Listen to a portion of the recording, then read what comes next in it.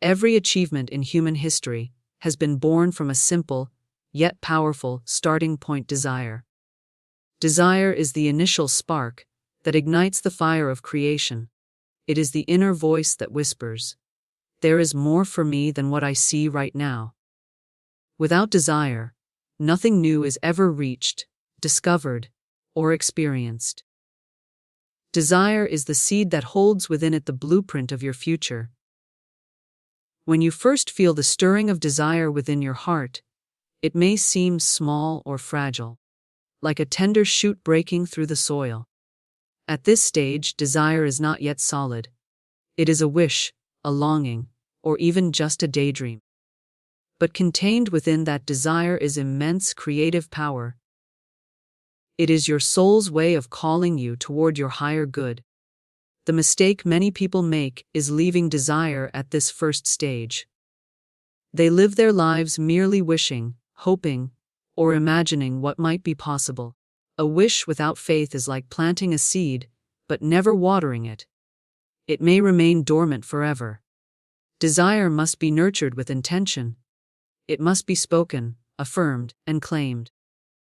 I have often reminded her readers that you must speak the word and expect it to come to pass. This means taking desire beyond the realm of mere longing and into the realm of spiritual certainty. Desire must graduate into demand. Think of a child asking their parent for food. The child does not wonder if the parent will provide. It simply expects. That is how desire should live in your spirit, not as a question, but as a certainty waiting to unfold. So when desire arises in you, treat it as sacred. Do not dismiss it as impossible or unrealistic. Recognize it as the first glimpse of what the universe is already preparing for you. Your desire is not random, it is revelation. And when you honor it, nurture it, and eventually transform it, that seed will grow into a powerful demand upon the universe itself. Desire is the first step, but it must not be the last. The true journey begins when you learn to speak your desire as though it has already been fulfilled. There comes a moment when desire must take on a new form. It must rise above wishing and step into the authority of a demand. Now, let us be clear by demand. I do not mean pleading with the universe, nor do I mean forcefully insisting from a place of fear. A true demand is not born of desperation, it is born of faith. A demand is a declaration. It is standing in the awareness that what you seek is already yours by divine law.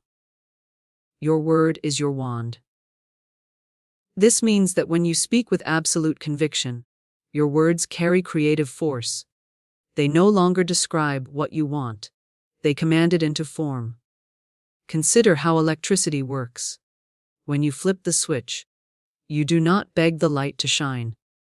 You simply act, knowing that by law the light must respond. In the same way, when you declare your good with certainty, the invisible responds. Spiritual law is exact. Faith-filled words activate it. When desire becomes a demand, something shifts inside of you. You are no longer entertaining doubts or hesitations. You stop saying, "I hope it happens," and begin saying, "It is happening. It is mine." That shift is the very moment the universe moves. But what empowers the demand is not only words, it is belief. Words without faith are empty sounds. Words backed by faith, however, become living forces. They go out into the invisible substance of the universe and call forth what is already prepared for you. This is why affirmations, prayers, and declarations are so powerful. When spoken with conviction, they do not just express desire, they enforce divine law. The demand is not arrogance. It is alignment.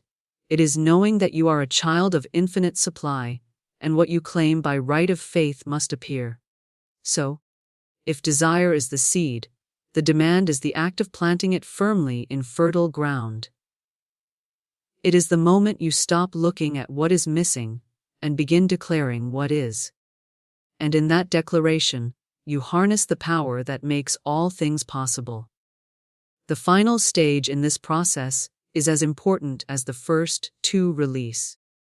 After you have spoken your demand with certainty, you must let it go.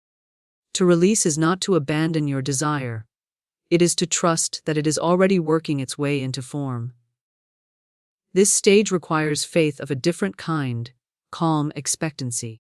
Too often, people speak words of faith and then immediately undo them with worry, fear, or doubt.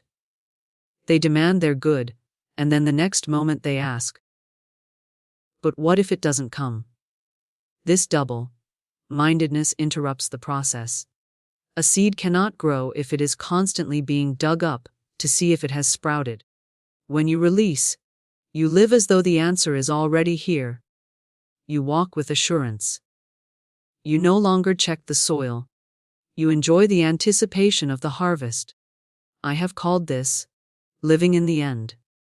That means you act, think, and feel as though the thing desired is already accomplished. This release is powerful because it shifts your vibration into alignment with the reality you have declared. Instead of vibrating in lack, you are vibrating in fulfillment. And like attracts like, the universe mirrors back to you the state of consciousness you hold.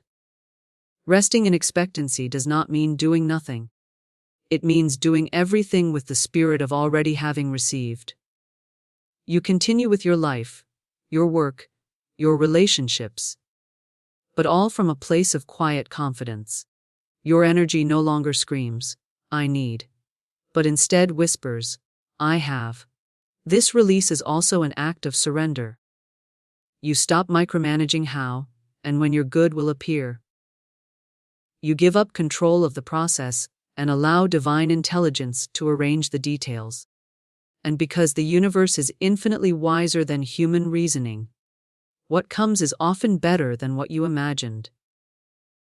When you truly release, your desire is free to manifest in the most perfect way. You have planted the seed, demanded the harvest, and now you wait with joy. The waiting is not passive. It is vibrant, expectant, and grateful. Speak it, believe it, release it. That is the rhythm of creation. And when you master this rhythm, you no longer chase your desires. They come to you with certainty, grace, and divine timing.